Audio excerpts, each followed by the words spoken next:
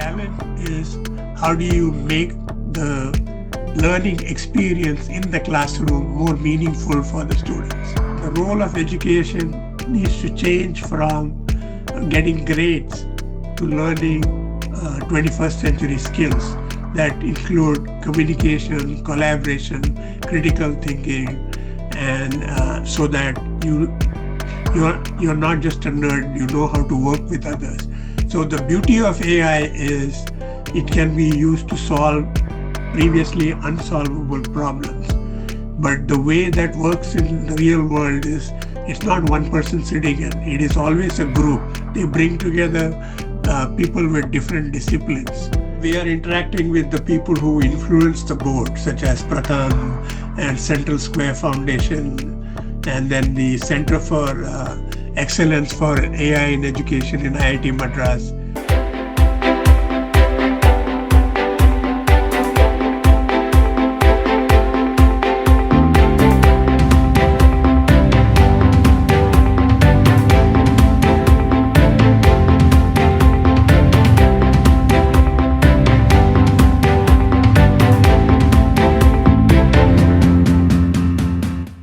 Before we can talk about AI in schools, we should take a couple of minutes to understand the nature of the education reform movement that started in the United States in the mid 1990s and has now spread all over the world.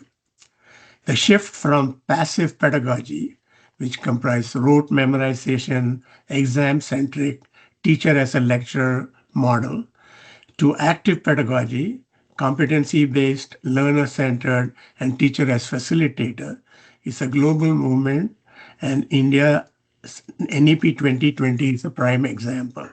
This chart shows the different education transformation movements across India, Kenya, Saudi Arabia, UAE, and Egypt.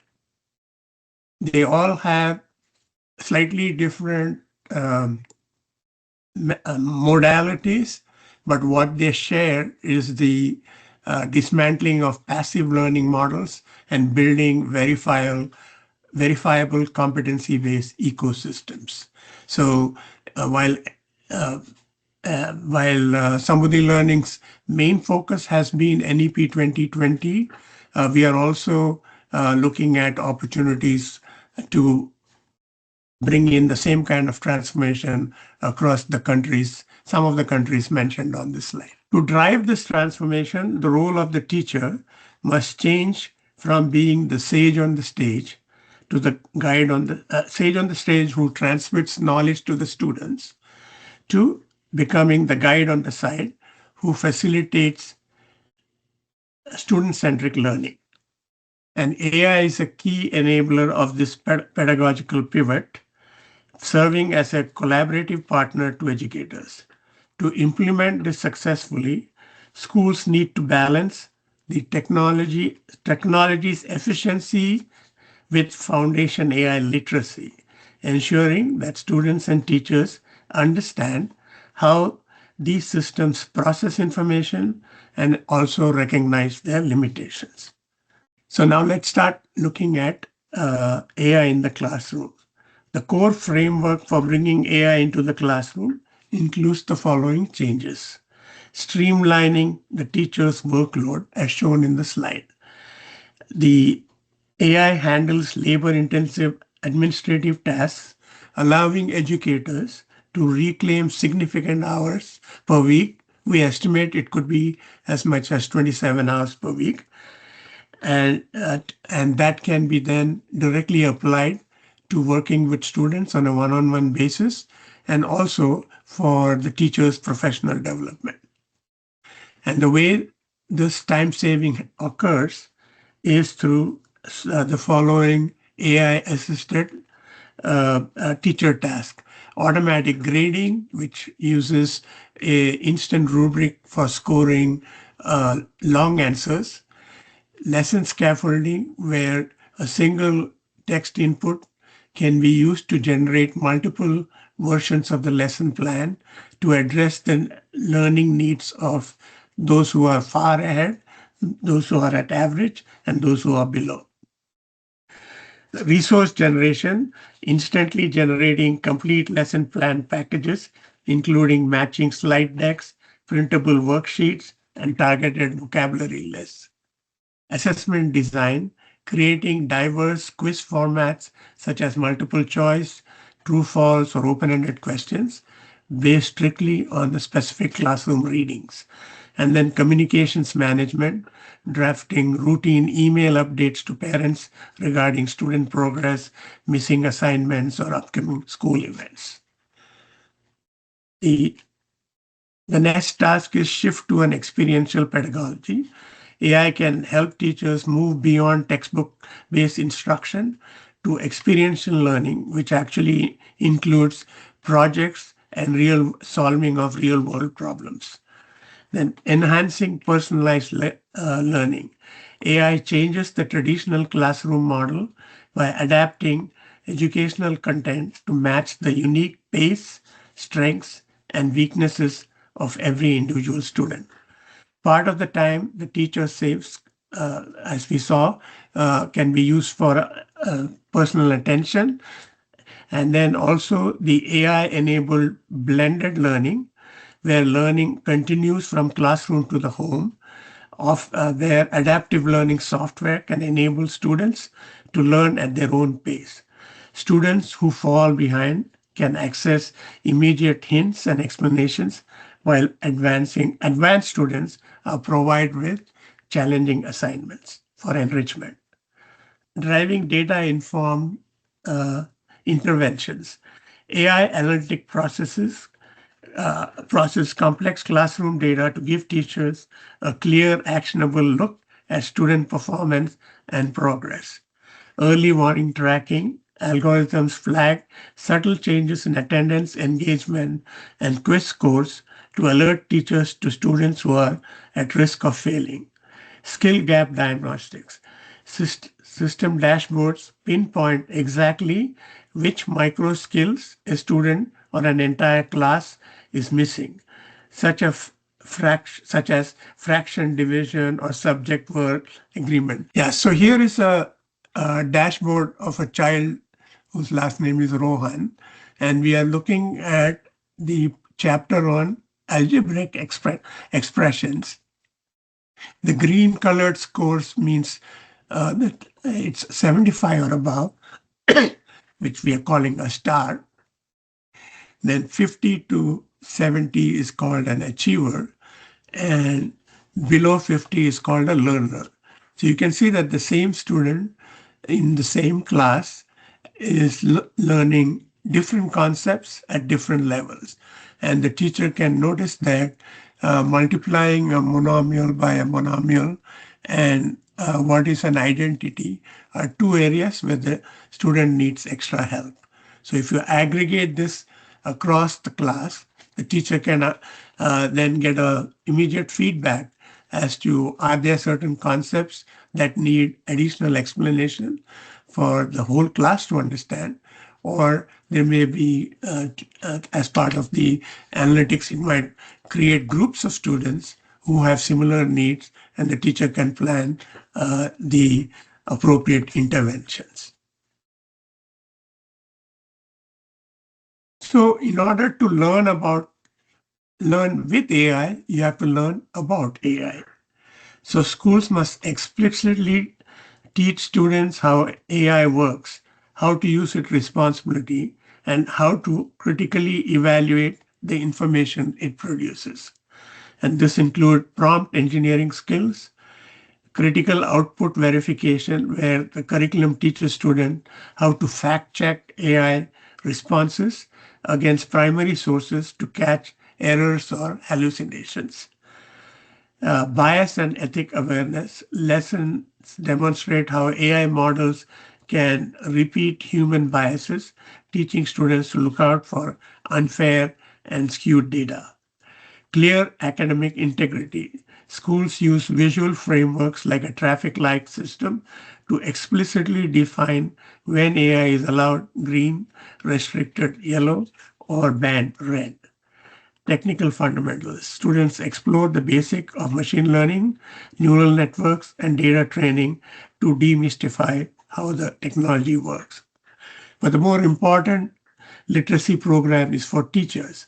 A comprehensive literacy, AI literacy curriculum uh, is structured into four modular pillars.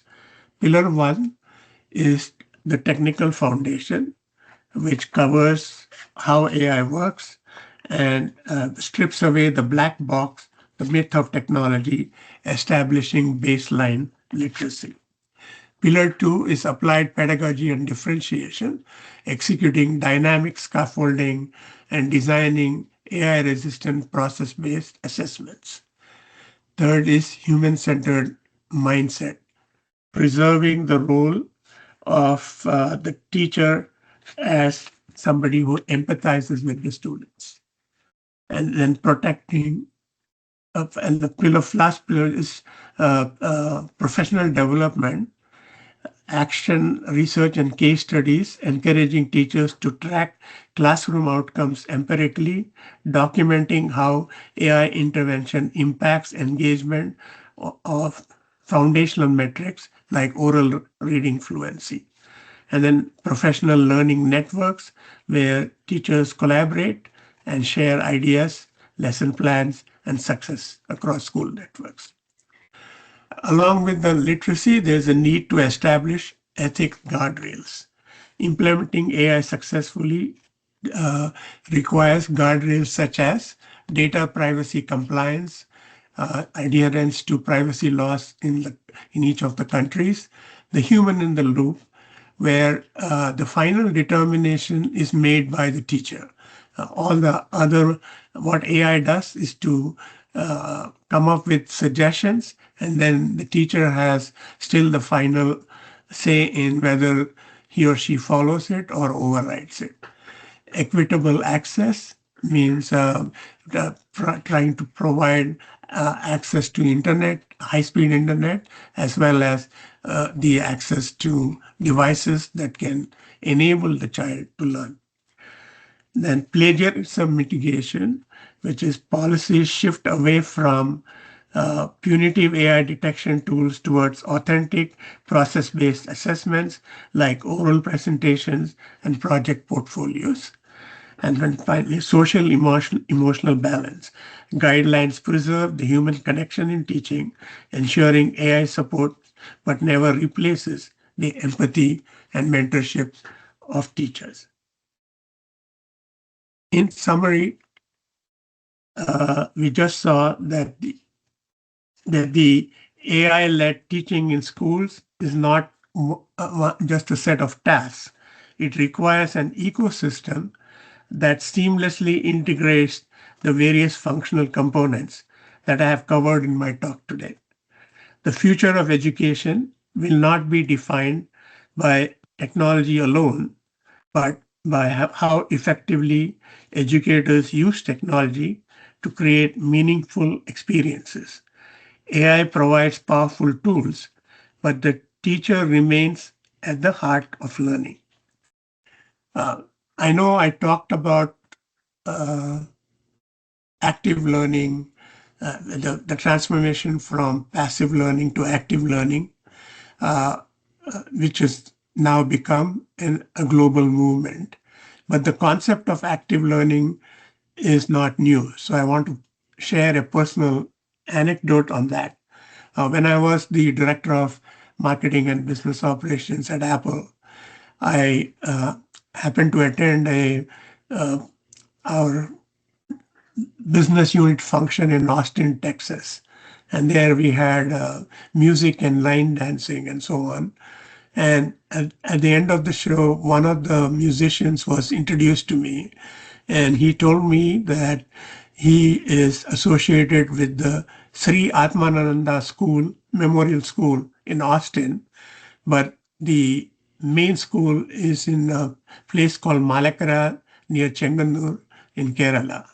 So the next time I visited India, I had a chance to visit the school, and this is a school that has where the founder is a spiritual guru, and he went back to the old Gurukul way of learning and had implemented it in a school that is about 5 miles from my ancestral home in Ereberur, Kerala.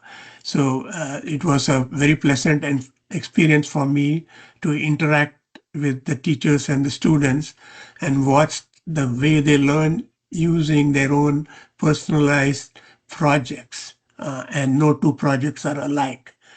And then 2 years later, they invited me for their 10th anniversary, and I was able to attend it again since I was visiting India at that time.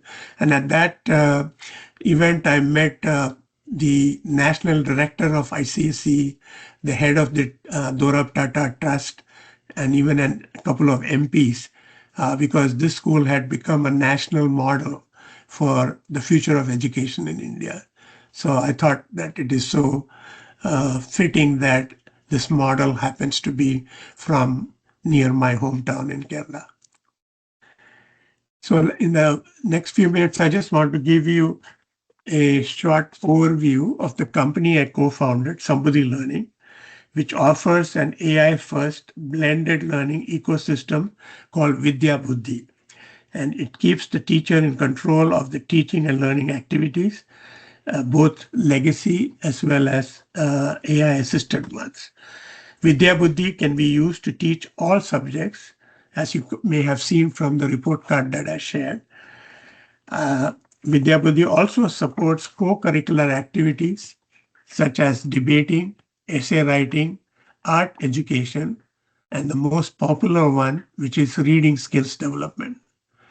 This is a reading intervention program for achieving oral language fluency in English and the regional languages spoken by the kids at home. So we have partnered with IIT Bombay to incorporate their assessment engine called Tara, Teacher's Assistant for Reading Assessment. And we have actually implemented it in in St. Mary's Public School, Khopoli, near Bombay, where we have done the assessments in English, Hindi, and Marathi.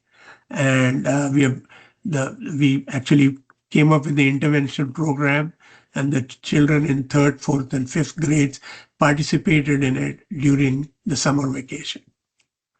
For higher education and corporate upskilling, Sambhuti Learning offers another ecosystem called Vijnata, which supports the three modes of learning. Formal learning, which accounts for about 10% of what one learns. Social learning, where one interacts with peers and mentors to discuss and learn from one another.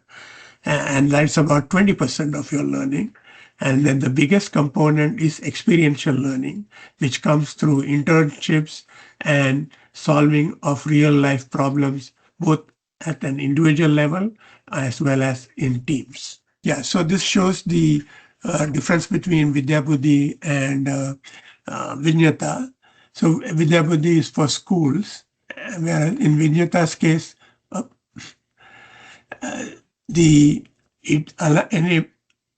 Vijnata enables the course creators to create a course according to their outline.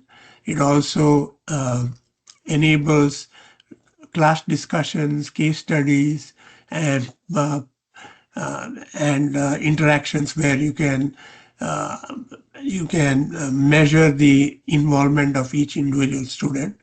And it also provides a sandbox for using Python and other data analytics tools so that professors can incorporate AI as part of their mainstream curriculum, such as in mechanical engineering or civil engineering. So I invite you to visit our website, sambhutilearning.com.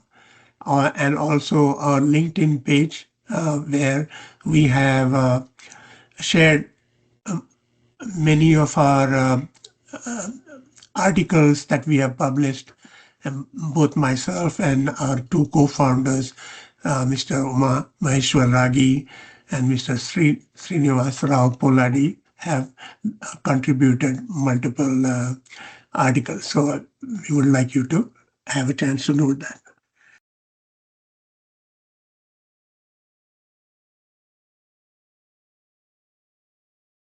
Sir, our first question is, what are the important concerns for schools as they embark on AI enablement, and which has to be discussed with the service provider?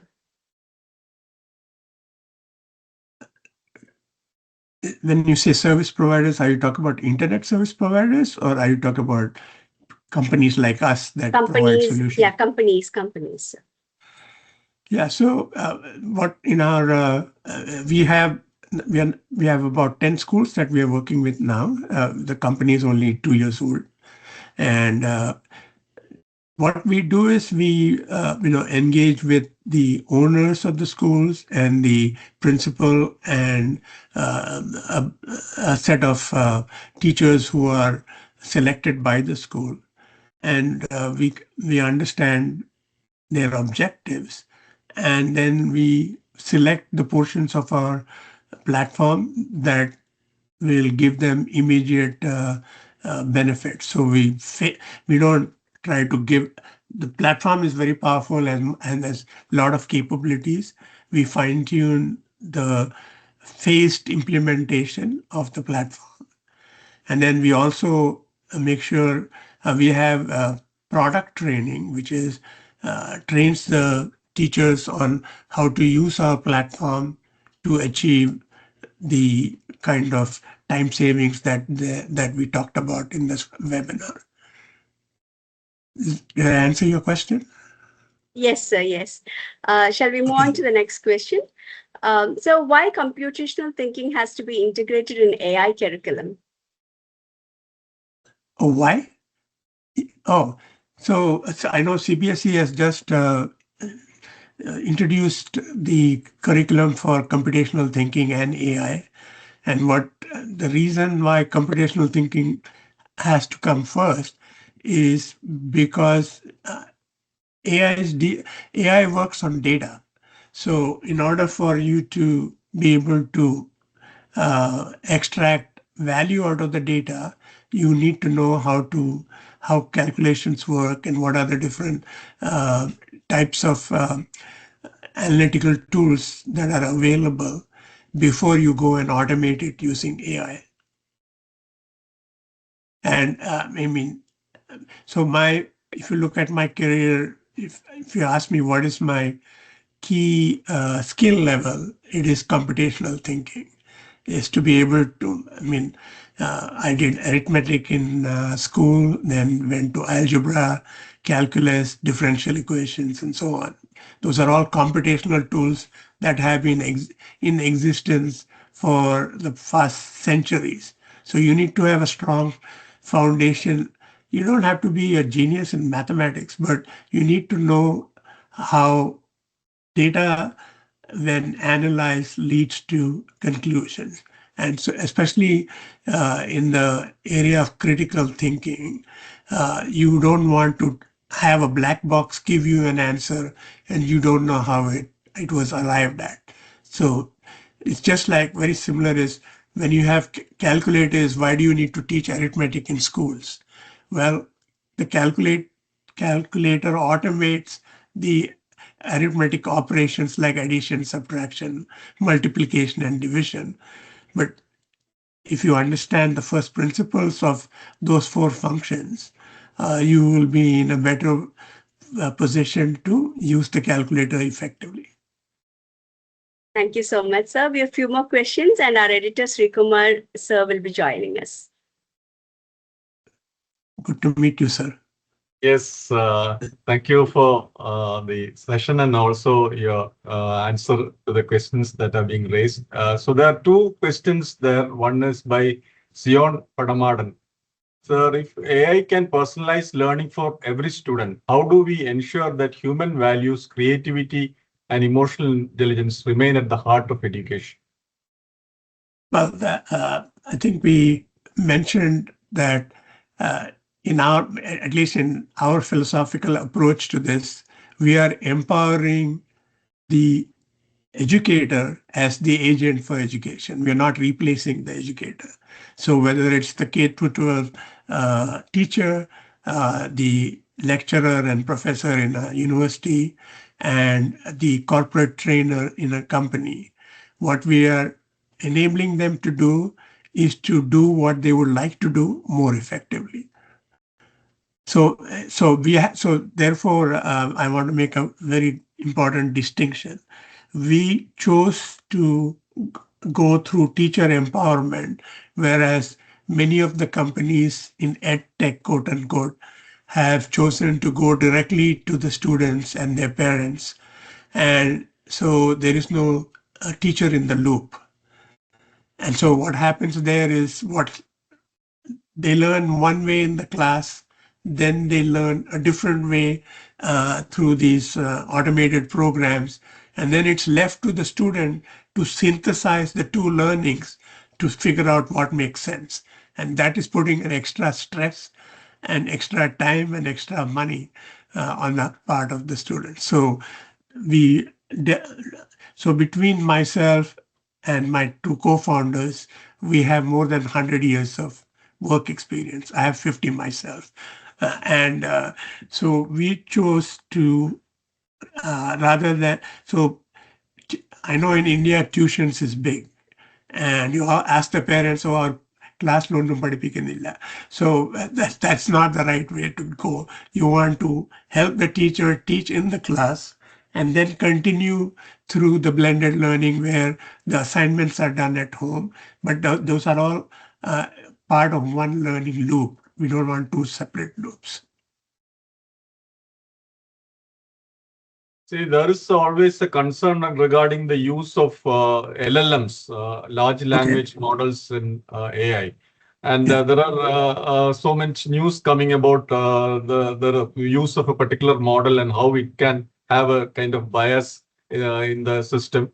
What are the concerns that the school must initially address with the service providers like you regarding which LLMs to use, or whether there are better methods than the ones that are currently being popularly used by the AI users right now?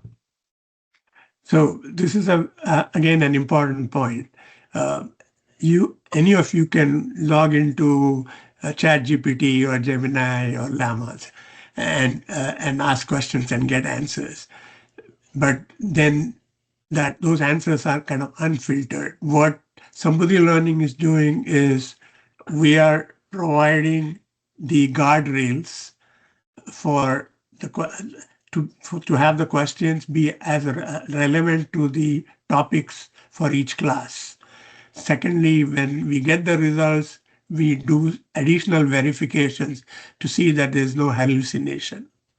And the third is these LLMs, one day, one is ranked higher, the second day, other.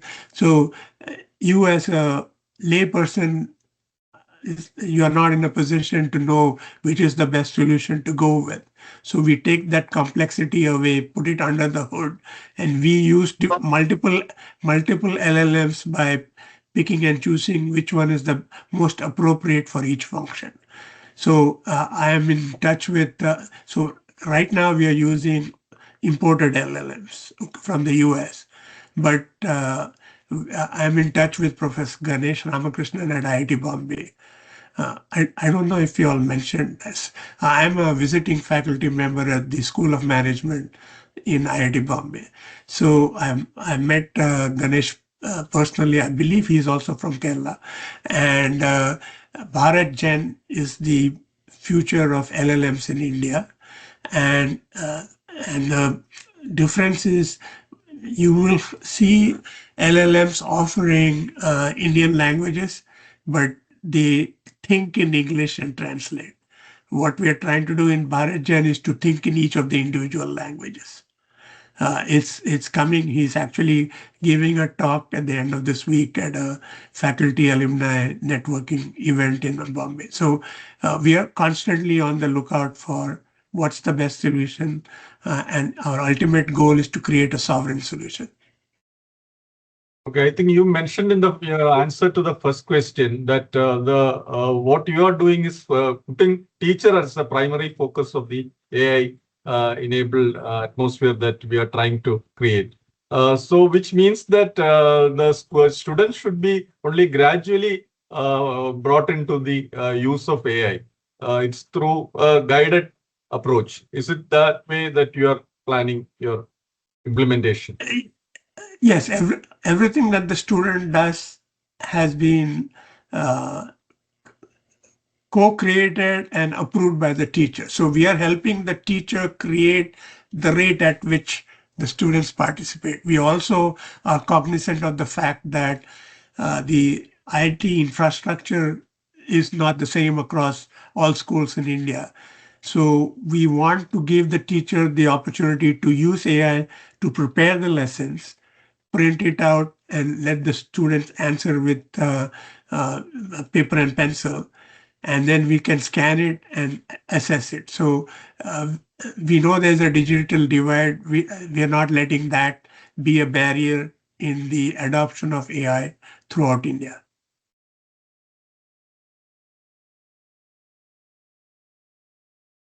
There are a couple of questions. What strategies can middle schools use to successfully introduce reading intervention programs that enhance oral language fluency? So there is this saying that from grades 1 or kindergarten through 2, you are learning to read. From 3 onwards, you are reading to learn. And we have seen the surveys done by Pratham, ASER surveys, that shows there are eighth grade students who still can't read second grade text. So there is a huge language fluency problem, and we are addressing it head on, where in our reading intervention module, we start with assessment to determine at what level are you with respect to your grade level. And then the passages that for reading practice are generated by our LLM within Vidya Buddhi, and the teacher. So what we have in the pilot that we did in St. Mary's, Bombay, we asked the students, what are your 3 most favorite topics? And we took the original assessment word cloud to see which were the words that the children were having problems with. We divided that into 3 groups and created 3 passages. So for example, in the 3rd grade, I think the 3 groups were boys wanted badminton, cricket, girls wanted badminton, and then there was a group that was interested in arts and crafts. So the passages so our intent is to make the passages friendly enough so that it is referring to something cognitively that the child knows. What we're trying to do is to improve their ability to express their feelings about that passage. And there And is okay, just to complete the thought, so right now our focus is from grades 3 to 8, but we feel we are also looking into extending that into the high school and college and even the workplace. Like all these call centers, when they train their employees, they go through accent removal, but they don't achieve oral language fluency. So when you have a like many a time from US, the call support goes to India. So they may speak with a slightly better accent, but their communication skills are not still up to par. And that's why companies prefer to go to the Philippines and some other countries over India. There's a question regarding the ethical issues with use of AI tools by students. How can we address this challenge in the present scenario? That is one question by Biju Vettugalle. Okay, so this is a real issue.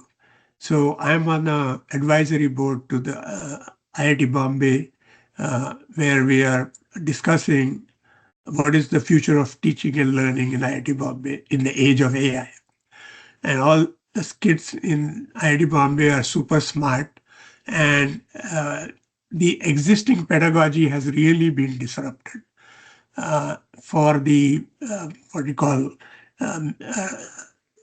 if a professor is just talking in class, only 5 to 10% of the students are attending because the students feel that they could go and listen to the same lecture from Stanford or MIT. Why go to this guy's class? So the challenge is, how do you make the learning experience in the classroom more meaningful for the students? So I think somewhere in my talk, I've mentioned the three modes of learning: formal, social, and experiential. So Sambhuti Learning is working with engineering schools to provide the experiential learning component so that the professors can uh, get real life problems from industry and have the students solve it in class. So the ethics of it. So coming back to assessment, yes, if you give a essay question, they'll use AI and give you a beautiful answer. And this was the exact wording from Professor Shankar in mechanical engineering. He said that these kids could hardly speak English, but if you read their thing, it's super. So what is going to happen is the assessment won't be purely based on the end product. The student will have to have a oral exam where they are asked to walk the professor through the thought process they went through, the alternatives they evaluated, and the reason why they chose this particular alternative, which is the traditional business school case study approach. So so that will allow the differentiation between those who copied and pasted versus those who used AI to come up with ideas, but then the final product was their creative endeavor. So assessment model, even if you look at CBSE, they're changing the assessment model from rote learning to competency-based learning and including a component for continuous formative assessment, not a one-time summative assessment. So the whole world of assessment is changing as we speak. And I have read one of your interviews where you had mentioned that long time back in the late mid 90s itself, you had thought of at Apple you had thought of how you can integrate education into your activities. Now, as a company, and I think Apple was quite unique in that way because IBM, I don't think had this vision of taking along the education system along with them. But Right. later on, if you find Microsoft and Google, all these companies later on copied that this idea that they Right. should actively work with the.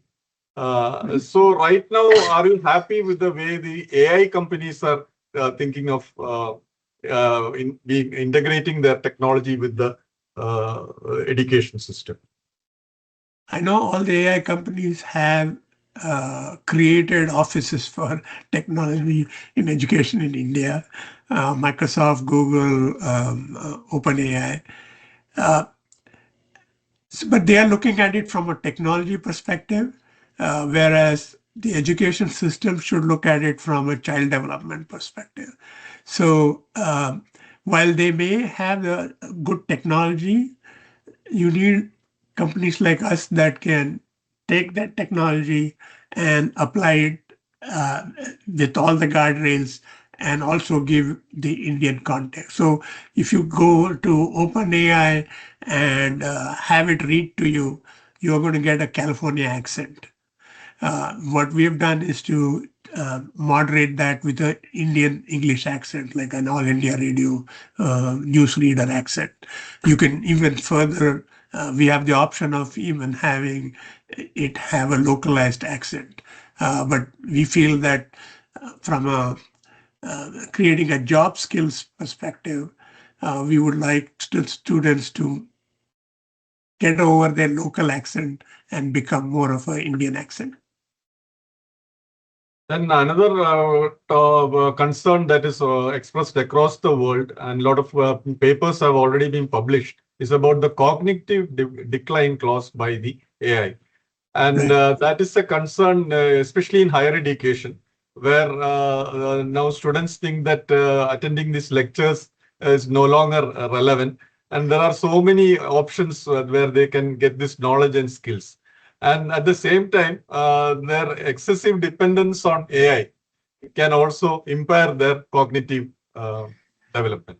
And there is some truth to that. And if all they're doing is taking the question paper, feeding it to model and returning it, yes. So what they say, they have had degree, but they haven't had a education.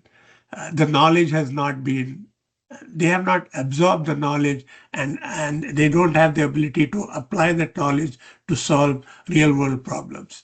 So that's why this whole, we are heartened to see that NEP 2020 has brought all the best ideas from around the world and has the force of the government behind it, as well as the funding to change the way students, the way teachers teach, the students learn, and the teachers assess. So the only way you're going to change that paradigm is if the assessment is changed. If you're using AI to just teach, help you memorize things better, then you will have the cognitive impairment that we talk about. Because all they're doing is doing hundreds of problems, so that when a problem comes, oh, I've done this before, I can solve it. They don't have the application skills. In fact, there was another report, I don't know whether you saw that the other day in the Hindu, which said that there is a big business out of IAS coaching, the civil service coaching in India. And a lot of them are now shutting down because of AI. Because students, the learners think that they can use this AI and also other materials available on the YouTube and other digital platforms, and then learn better. So as you rightly pointed out, the assessment part has to change. Right. So as long as it is testing your memory, whether it's the Malayalam Manorama handbook or some other, not textbook, but a compilation of past questions. If memorization is what gets you ahead, you can go and sit in front of a computer with the LLM and ask all the questions you can think of and mug the answers.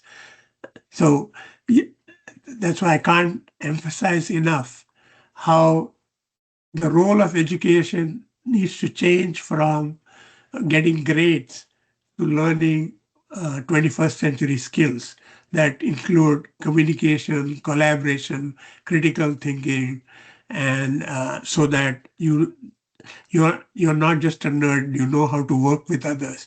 So the beauty of AI is it can be used to solve previously unsolvable problems.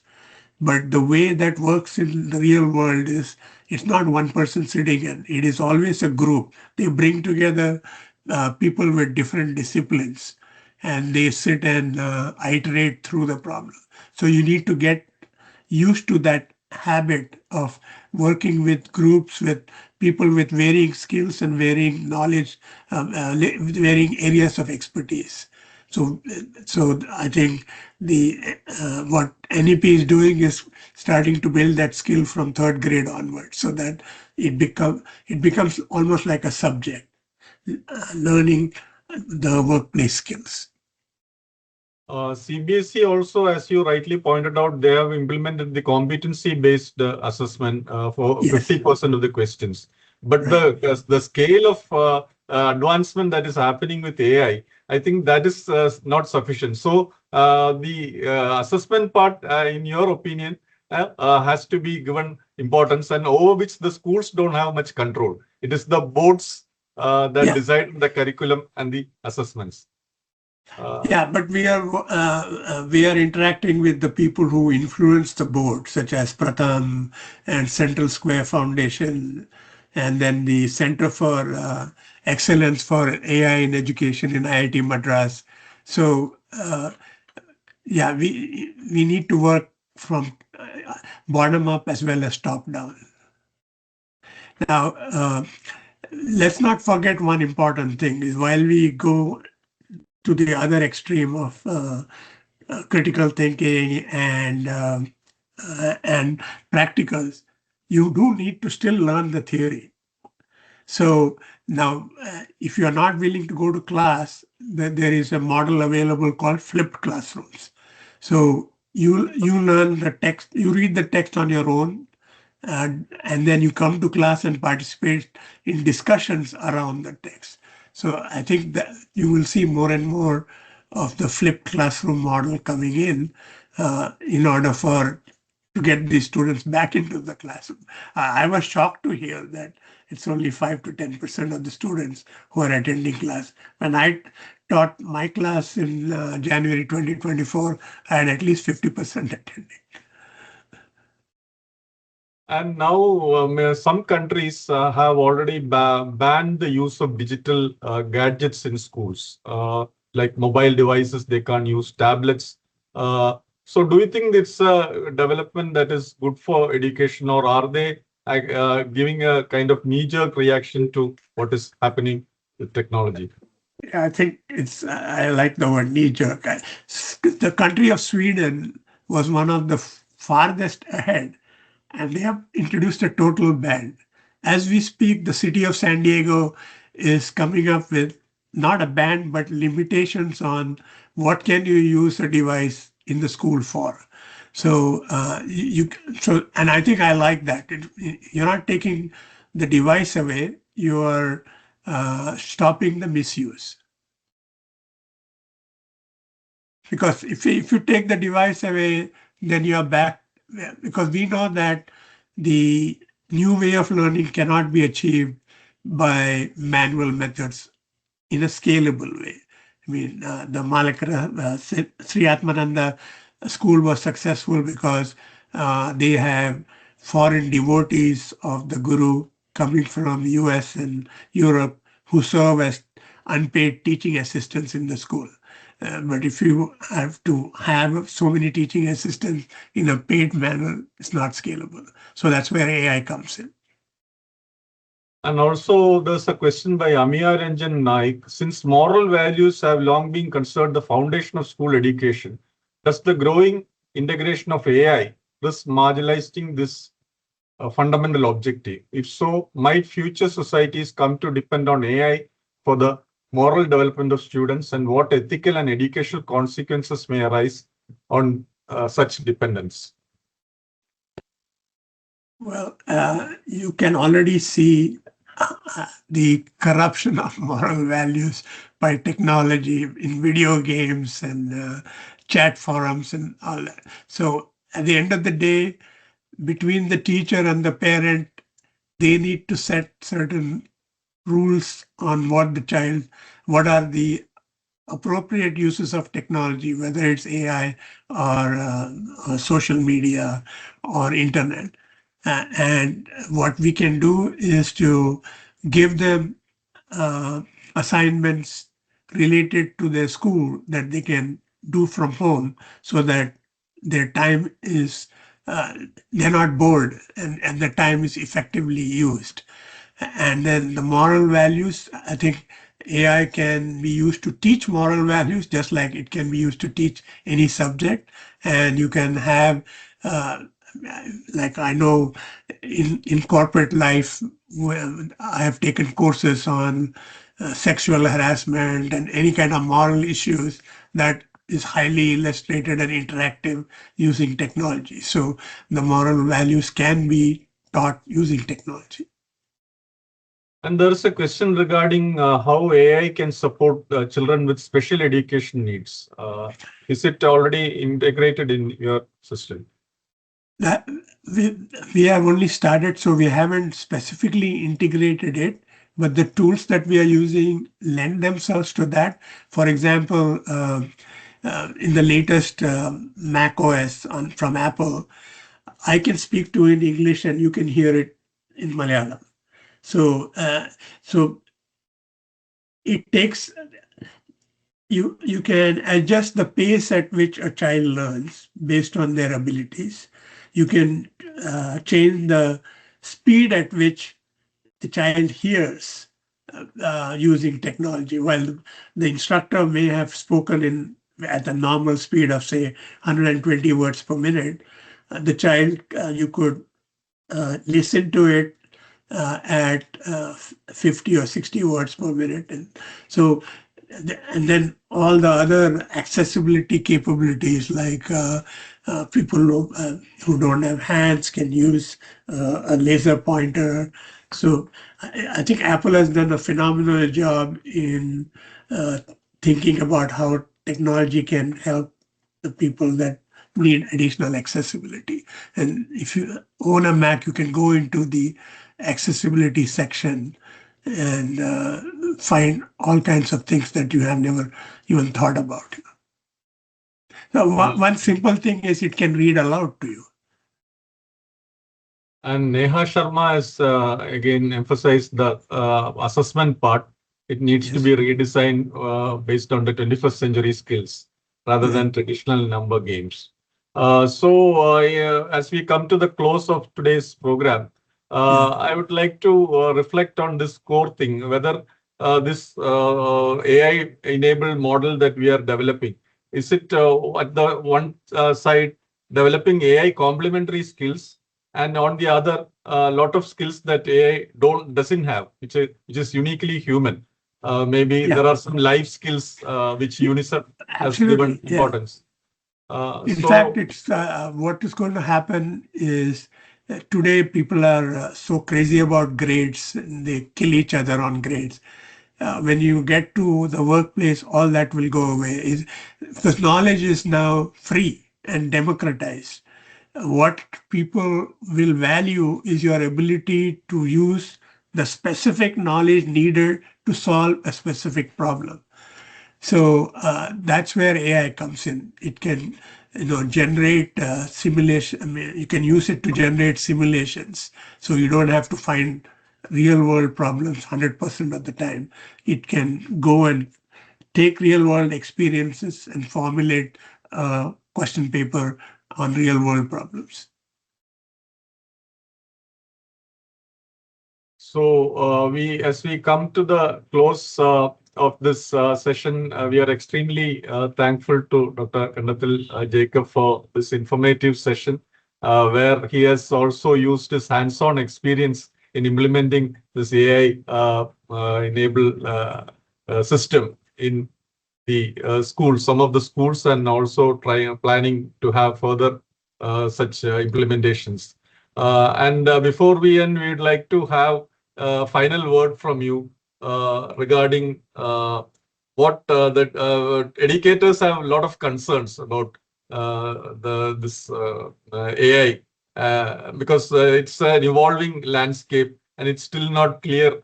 I mean, unlike the previous internet and other technologies, which were slightly slower in coming into our system. This has happened so fast. Maybe in the space of 3 years, so many things have happened already. So what will be your final word to these educators, administrators, and others who have to take a decision on what has to be done this present scenario? My understanding is that in CBSE at least, I think it's at the NEP level, they have rolled out a program called AI Samarth, which is a AI literacy program for educators. I would take that seriously because instead of having somebody else decide for you, if you understand the fundamentals of what AI does well and what you shouldn't use it for, you will feel a lot more confident about adopting AI. It's just like driving a car, right? It takes a while to drive the car, but once you learn driving, it's a reflex action. You're not measuring each activity. So it should become part of your repertoire of expertise rather than a technology. I think you should stop looking at AI as a technology and look more as an enabler.